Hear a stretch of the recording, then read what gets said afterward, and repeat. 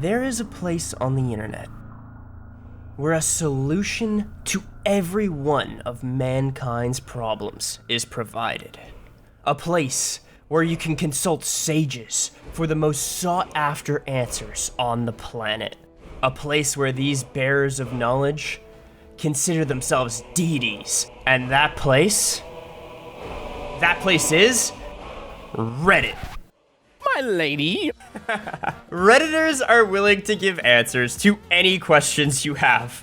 And for the most part, it's commonly understood their answers and ideas are always terrible. But today I thought we would challenge that assumption and see if Redditors' ideas actually do suck. And to do that, I'm gonna try to become the most powerful ruler in the medieval grand strategy map game, Crusader Kings 3. You see, a few months ago I went on Reddit and I browsed some of my favorite subs. Nope, not that one. This one, Crusader Kings. And I made a post. What is your, this is so crazy it just might work, strategy for becoming overpowered in one life? And today, ladies and gentlemen, we are going to take the 6 best replies I got and test them out. And by the end of this video, we will use empirical evidence to determine, do your ideas suck? Let's get into it. So here's our top comment with 100 updoodles. If you marry a girl in the line of succession, then kill her brothers, her dad, her, and the kid you had her with, that's a lot of murder, you inherit the whole title. It's how I snagged the Byzantine Empire in one lifetime. Typically starting as a duke, but I've wrangled it as a count before. The old Yorkie here says, I did this in my last playthrough. I married the princess and started a claimant faction, had a child, then killed her, and took the child's title. And you can tell this guy's a Redditor and a CK3 expert, because he appears to be from York, and I'm pretty sure they haven't seen the sun in about 150 years. He's probably spent a lot of time on his computer. Nevertheless, let's check it out. 867 start. Now, because he wants to take over the Byzantine Empire here, I've decided to play as this fine fellow here, Duke Christophos. In order to be able to do this, I'm going to need to marry the Byzantine Emperor's daughter, Princess Anastasia here. There's a couple problems in our way. The first one being that I'm currently married to this woman who is absolutely pissed at me. We can't request a divorce, unfortunately, but what we can do is use the age-old divorce attorney. So the first thing I'm going to do is come over here and start a befriend scheme against the Byzantine Emperor. When we're friends, he'll be more likely to allow me to marry his daughter. So we're going to start by going up the diplomacy tree. We're first going to pick up Flatterer, which is going to increase our befriend scheme power. And then after that, we'll pick up Thoughtful, giving us a boost to our send gifts. And before even unpressing play, we can pay homage to the ruler who we're trying to woo here. And we will demonstrate our submission to him. Okay, so my wife has been imprisoned. This is great news. We'll move her to the dungeon. We'll let her kind of rot there and hopefully she passes away. So that's good news for us. We'll gain a little bit of stress, but she's thrown in the dungeon, lowering her health and angering her close family. Does not matter. We're going after the entire Byzantine Empire here. Now, while we're kind of waiting, the next thing we're going to do is get rid of the primary heirs here. If we look at the flow of the title of the Byzantine Empire, after the Byzantine Emperor himself dies, then it's going to be his 2 sons and finally his daughter, which we intend on marrying. So what we'll do is go about starting to murder these 2 children. Okay, so we've now got our perk, the Flatterer. So I'll go ahead and pick that up for an increase to our befriend scheme. And our befriend scheme is now at 43% chance. The other thing I'll do is I'll come over and modify our vassal contract. So I'll offer him high feudal levies for council rights guarantee and demand a seat on his council for an increase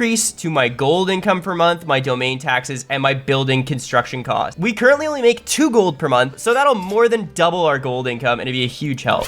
The Emperor wishes to formalize our friendship. Let's go, dude. I never expected us to grow so close. We currently have a 78% liking with him, so we're almost ready to align ourselves with him and marry his daughter. Okay, so now it's time we can make some actual money moves here, right? I'm gonna come over to my wife. Now, while her health is ailing in my dungeon, we'll execute her. We're gonna behead her in the public square, and now we're no longer married. Now, with that, we can now come over to to the Byzantine Empire, his daughter, and arrange a marriage between me and his daughter. Now, he will not accept unless we get a grand wedding going. And with a grand wedding, we can send that proposal. We have a few years to save up 300 gold. We can do it, no problem. And look at that, we are betrothed to her. Okay, I'm now gonna move over to the intrigue lifestyle and pick up the skullduggery focus, giving us an improvement to our hostile schemes over here, which will allow us to more easily pull off hostile schemes. What the f? How many kids has this guy had? I literally just checked back and he's got like 100 kids now. My betrothed wife is nowhere near the line of succession. So we have to really start doing some murdering intensely now. Okay, I'm sure if I just start down the line, see this kid's got a 41% chance. We will invite this guy with a quick little dirty bribe and we'll put our spy master on supporting schemes here. Let's do it. And now that 41% turns into 95. So we just need to keep making gold in order to kill this guy's sons. Dangerous heights. Leon's time has come. All things eventually fall. Kingdoms, lords, children pushed from high places. A tragedy, truly, murdering a child. Oh no. Anyway, Leon is dead. I had to do it. I had to do it. Let's look at the line of succession. We are one closer. Okay, I suppose we can go about murdering this kid now. 51% chance he's killed. Okay, and our ability to kill this kid just popped off. There's one thing he likes. Cannot resist his favorite treat. So I poisoned this kid's candy. Bon appetit, little kid. I had to do it. I had to do it. The next leader is a 5-year-old, so it's fine. Unless he keeps pumping out kids, this guy. Bro, he keeps pumping out. Stop having children. Jesus. When I said that I wanted to have kids and you said that you wanted me to have a vasectomy, what did I do? Snip, snap, snip, snap, snip, snap. Okay, let's pick another kid to murder now. If we look down the line, this kid looks to be next. A lot of murdering children in this strategy. And we also have the option to plan the grand wedding now, so let's plan it. A regular grand wedding, we'll place it right here, and we get married. Easy as you like. And we get to murder this kid at the same time. Truly a tragedy. Okay, Princess Anastasia gained the trait pregnant. Let's go, dude. Okay, so we're gonna have a child. It's gonna be of our line. We're hoping for a boy here. Let's see who's in line for the title. So our wife is now 4th in line. So we just have to murder 3 more children. Let's get on it. So it's been a little while. I pulled off a couple more murders and here we are. And now if we take a look, so we only have to murder this emperor and our wife. And naturally, who comes after our wife but her kids? And our wife has had a son, Basilos. I don't think so. I think he needs a good name. One of the greatest names in Crusader Kings 3 history. May you grow strong and wise. Now, John is our son. So if we take a look at who inherits the Byzantine title, so it goes the Byzantine Emperor, he passes it on to his daughter, and then she passes it on to our son, John. So we'll go ahead and educate him ourselves, and we'll start a murder scheme against the Byzantine Emperor, our lovely friend and liege himself. So let's go ahead and murder him. 95% chance, just to be on the safe side. Let's invite his wife. 75 gold. His wife is willing to throw it all away. He's got negative gold, so probably that's why. I'd say she gold digger, but Bankrupt. No more money? We've got to have money. anyways, easy as you like, that will be that. And here we go, it's time. One of my agents has presented a unique suggestion for taking care of Basilios and agitators on every corner. We could stage an entire riot. Let's murder this fat fuck. Perfect! Never underestimate the power of a mob. He's been murdered. And now you can see our lovely wife over here is now our liege and the leader of the Byzantine Empire. You can see our son, who is part of our house and who is also our heir, is in charge of the Byzantine Empire. So what we'll do is we'll just go about murdering our wife as well. 95% chance. Let's lock that in. We will invite some people just to make it easier. She's the last one we need to murder to gain control of the Byzantine Empire. 95% chance our wife is killed. One of my agents has acquired a viper and arranged for it to be hidden in her bed before dark. Am I not sleeping in this bed? bed? I don't understand how that works. I hope she's not afraid of snakes. And there you go. She is dead. Called to become a regent with my son, John, a mere child. It is abundantly clear that he could not effectively govern the Byzantine Empire. He needs a firm, steady hand to guide him, at least till his majority. I already have so many ideas for this realm. Although we might be a little bit stressed, now control the entire Byzantine Empire. And if we look at our kill counter, we can see that we murdered 1, 2, 3, 4, 5, 6, 7, 8 of his kids, him and my wife, just to secure John's rule. I think what I'm gonna do is actually just stress myself out till I abdicate. When I'm abdicated, I will be playing as my heir. 48 more stress, I'm almost there. That's it, I abdicate, and we'll be playing as John now. And now, as John, we are the ruler of the Byzantine Empire. So we went from Duke to Emperor. We're making 17 gold per month. We have space for 8 holdings, including some holdings such as Constantinople, which make 21 gold per month. I actually didn't believe I was gonna be able to pull this off. In simply 40 years, I was able to do this. So, Honey Butter Addict, props to you. Your idea does not suck. But let's try another one and see. Okay, on to idea number 2.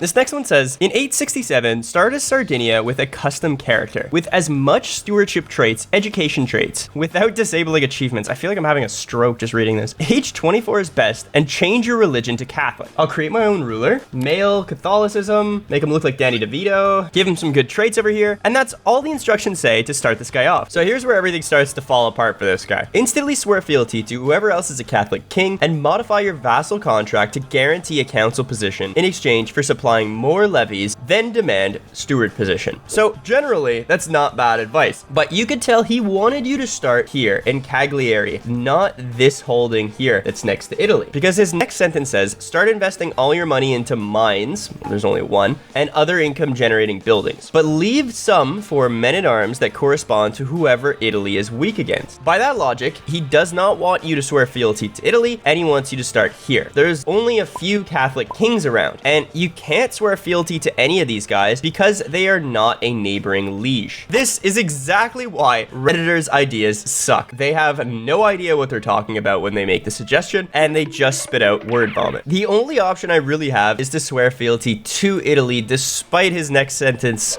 So I'll attempt to fabricate a claim on my neighbor up here because I don't have one and I cannot declare war on him. And I'll begin to start investing my gold into gold generating buildings. Also, we don't have access to the gold mine here. The reason being is because this guy holds it and I cannot revoke his title. Why can't I revoke his title? I don't have limited crown authority. The Sardinian culture does not have this innovation, which will be available in about 25 years. So that part of the plan is also out the window. Completely not well thought out at all. But let's keep going just to see if you at all had any idea of what was going on. Also note there is not a single comma in any of this. And he edited it too, which is the worst part. And the next sentence goes, can't quite remember the names of what I'm talking about. Go figure. But get plus 10% income and invest perks into the first 3 construction-based stewardship perks. Then put every single new perk into the left stewardship tree.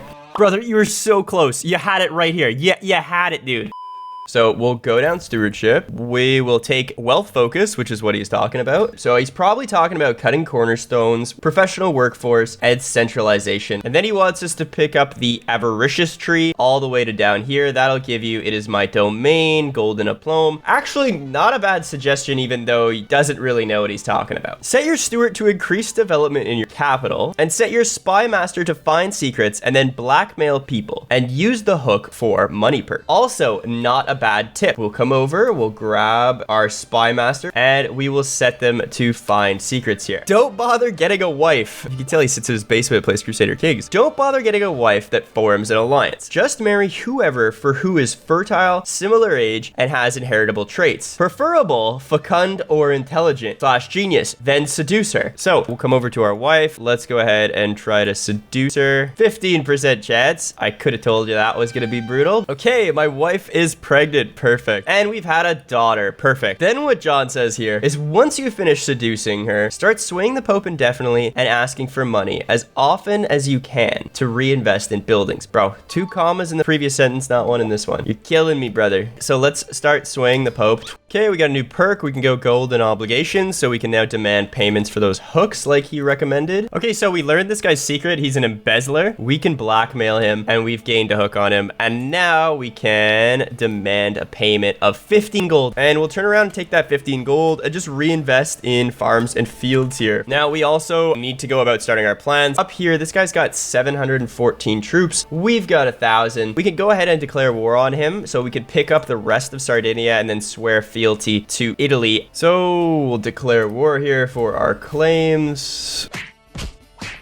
We should be able to take the little part of Sardinia up here. So now we have a border with Italy, and we can go ahead and swear fealty to them for low feudal obligations. We'll then come over and modify our vassal contract. Let's give him normal levies in exchange for council rights, and then we can demand a council position for Stuart. And that'll give us plus 2 gold per month, increased domain taxes, building construction costs, and stewardship lifestyle experience. Again, very good trick. Unfortunately, not feasible right away, but very good trick nonetheless. So we're actually in pretty good shape. We're making 7.3 gold again. Now, the last part of his strategy dictates using all your children you've procreated, use your non-heir to get good alliances. Make your heir be educated by whoever has the best stewardship, which is probably me at this point, and then betroth them to whoever is similar age but has good inheritable traces. If you could invite the betrothed to your court and set their guardian to somebody who has really high stewardship, you'll have so much cash you can do whatever you want. Okay, we've had a son and heir. Perfect. So let me link this kid up according to that guy's strategy. Quick 2-year-old. So let's link them up, and we will also educate this child. Now we are going to educate them because we have the best stewardship in all the land. So let's do that. Now when it comes to the betrothed, we can't educate them because they live, well, somewhere else. This kid's all the way up here at Holland, bro. So that part of his strategy kind of falls flat, but other than that, we're in pretty good shape still. So we just got to keep reinvesting in everything we can that'll give us gold. We could also petition our liege to resettle subjects and increase our development. And now Cagliari is more developed than everywhere with 9, and the other places all have 4. The reason we want to increase development is because it directly relates to how fast we can research new technologies. And obviously for this guy's strategy of getting the gold mine online over here, you have to get plenary assemblies, and we can also demand payments for these hooks now. And again, that'll increase our gold income as we slowly make our way up the avaricious tree.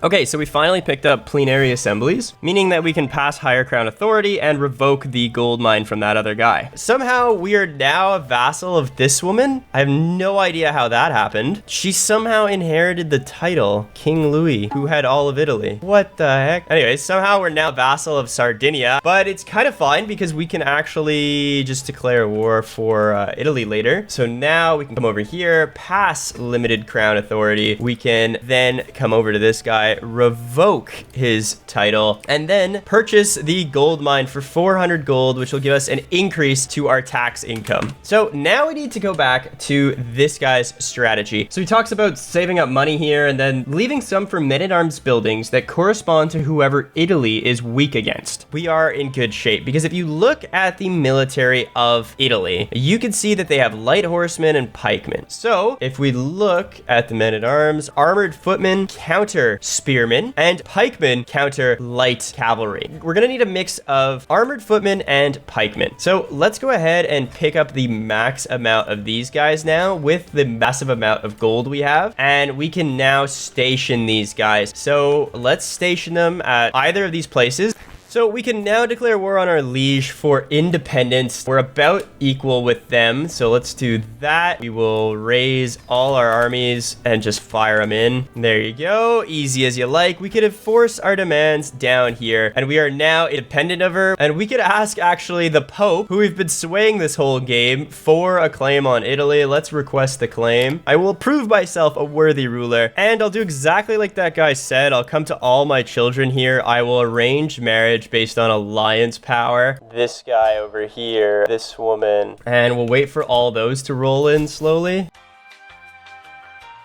Now we can declare war on the Kingdom of Italy. And if we do that, we have claims on the whole kit and caboodle here. I'll move my army right up here. We'll raise them all, and then we will get all of our allies in the mix. Let's call them all to war, and we'll just keep rolling up and around, trying to capture as many holdings as we can from the war target.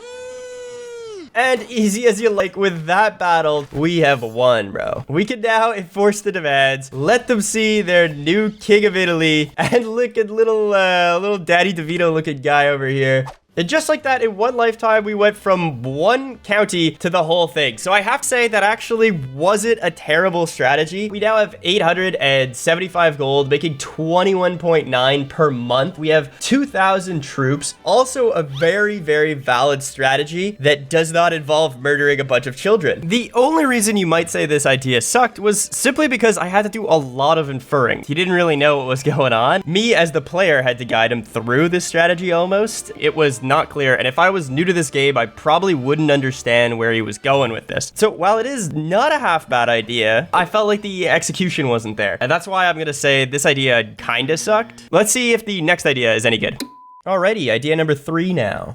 For the next one, this guy just commented, Hasting, checks out. Now, as everyone knows, this is Count Hasting of Montague. Now, he is a character that only the elite CK3 gamer will play. You have to be really, really good at this game if you're going to play him for every single video. A few reasons why is because he starts with a lot of gold and a lot of troops. He has 3,000 special units. All of West Francia has 4,000. Not only that, but because he's Norse, he can Varanian adventure or invade kingdoms all throughout Europe and take on a massive amount of land incredibly quickly. And if you didn't think that was enough, well, take a look at his player heir, who is quick. I'm fast as fuck, boy. But he's 52 years old. He can't be that good of a character. Well, he starts off with the whole of body perk, meaning that he could live to over 100 years compared to some other characters. He is also a brilliant strategist and has 28 martial, which is just kind of nuts. So you have to be really good if you want to play Count Hasting. And to be honest, it's going to be next to impossible to become overpowered in one life as him. But I'll give it a try. A few moments later. And easy as you like, we've captured Rome, and we now control the majority of Europe. All that in 40 years. What did he say? So I suppose this idea is really good and overpowered. Who would have guessed? So this next one is short and sweet, and we're gonna see if it's actually a good idea. This one got 30 up doodles, and it says, pledge yourself as a vassal. Claim the throne, first perk in one of the stewardship lifestyle trees. Repeat until emperor. So let's see if this will actually work. Now, to do this, I'm going to play as this young lad over here in Kzelk. The great thing about this guy is that he's only a count. He's got 400 soldiers, 41 gold, and a terrible little holding here. What the hell is even that? It's a tribal holding with no development, no buildings. Pretty pitiful. So what I'll do is come over to Minsk, my neighbor over here, and just swear fealty to him. And he should accept. He should love me, this guy. Perfect. We are now part of this duchy tier over here. Now, the next part of our strategy requires picking up one simple perk, and that is the meritocracy perk over here. And when you have this, you can use the claim throne scheme against your liege. In the meantime, in order to pull this off, I'm going to need a spouse. Not just any spouse, a special spouse. A spouse acquired for the sole purposes of alliance power. So if you take a look at this woman, she is the mother of this dude, who has 2,122 troops. And even though our chance of children is really low, I think I will marry this woman. And we'll see if using her, we can get all of Minsk.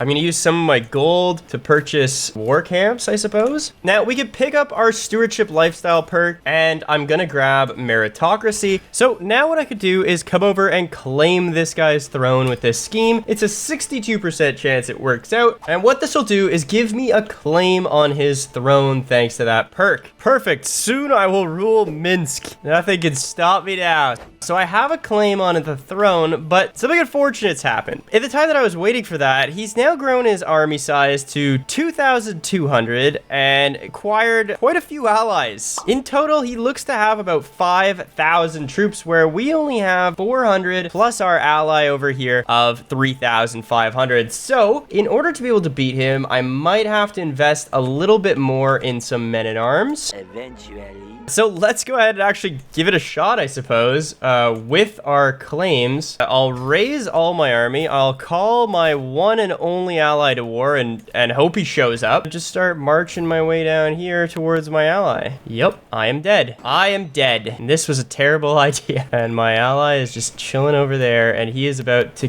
capture my capital. Why are you all the way over there, brother? It would be good if you came to help me out, my friend. My Polish friend, why are you running the opposite? Oh, you got into 3 other wars. Cool. Left me out to dry, and my army just got wiped. I have been captured and detained against my will. I'm no longer free to return to my home or travel as I wish. Okay. Okay. No, I can't. I don't even have my claim anymore. This is a good strategy. I'm very powerful.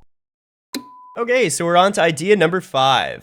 So we now have our second idea that we can affirmatively say kinda sucks. And it all comes down to this. This is our last idea that we are going to test out today to finally and unequivocally determine, do Redditors' ideas suck? Okay, this next one's another 3-step plan, because the first one worked out so well. Be pagan, make lots of kids and get some good allies. Subjugate Khazaria when you got enough. Let's give it a shot.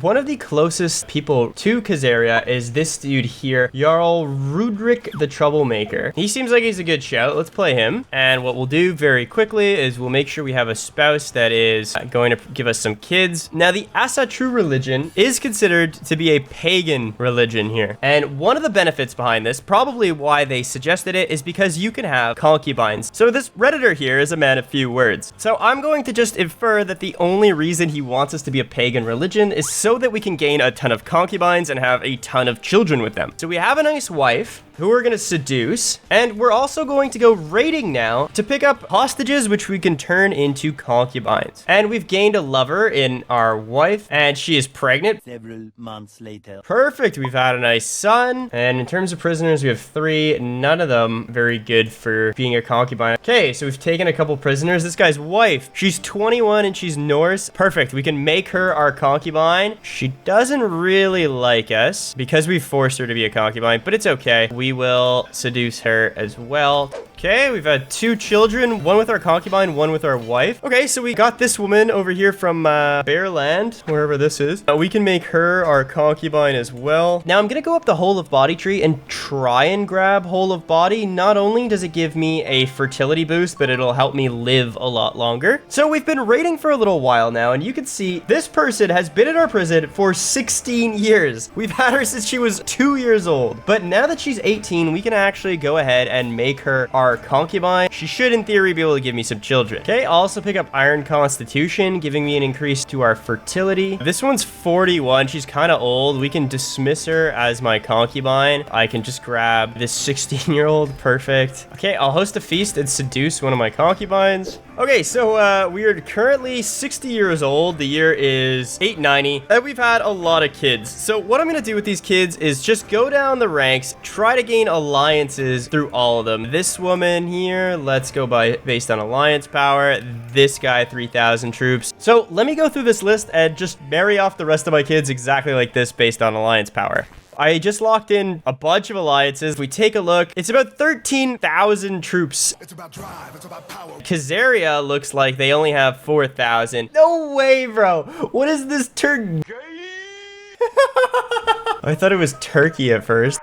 Alright, so time to declare war on Khazaria and ultimately subjugate them. So let's go ahead and declare war. We'll subjugate him, and then we'll just come over to our allies and we'll start calling them to war. And now all I have to do is simply raise all my troops, and my allies will slowly start to join me. And we'll just start taking holdings and marching towards the capital. Uh-oh, run away, run away, run away, run away, run away. I have a bunch of gold. Maybe I can hire some mercenaries. Okay, so here's the 5,000 guys coming back again to slaughter us. Okay, so we're about to jump in. Will my allies A, help me, or B, run away?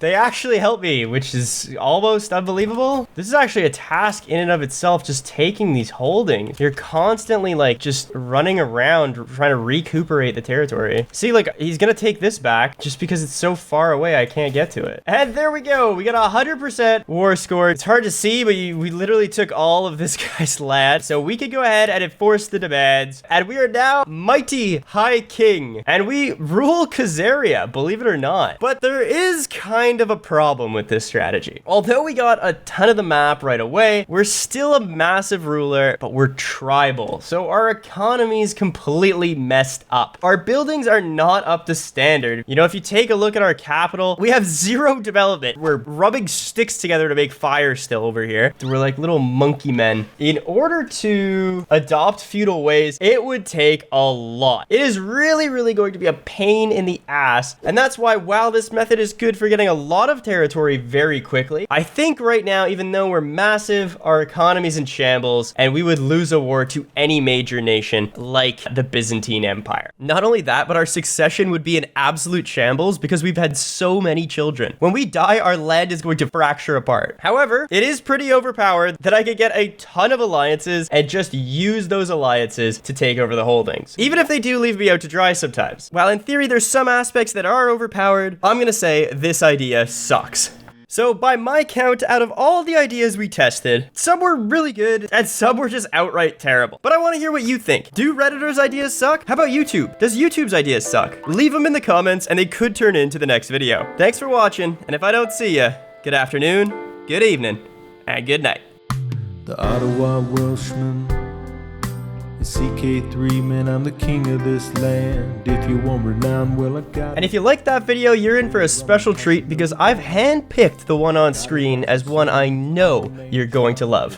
Why don't you give it a watch? The cousin is the mom, tutorials play through, speed runs the win. No challenge too great for the Ottawa Welshman.